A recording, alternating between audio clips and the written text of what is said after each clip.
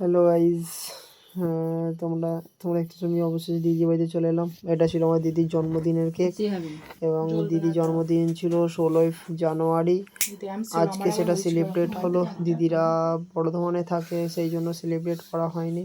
এবং সুজিত দাদা কেকে সুজিত দাদা ক্যান্ডেলটা জ্বালিয়েছিল, দিদি হঠাৎ ভয় পেয়ে গেছে, তাই ছিল এবং অবশেষে ননি আর দিদি কেক কাটতে ব্যস্ত। আর এইদিকে আমি ভিডিও করছি, ওইদিকে সুজিত দাদা ফটোগ্রাফি করছে। হলো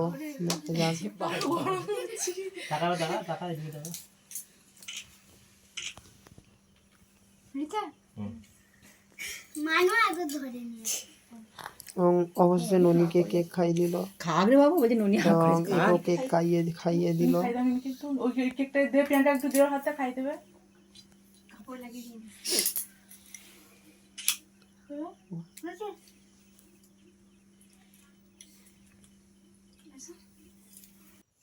এবং আমার দিদি আমার বাবাকে কেক খাইয়ে দিল।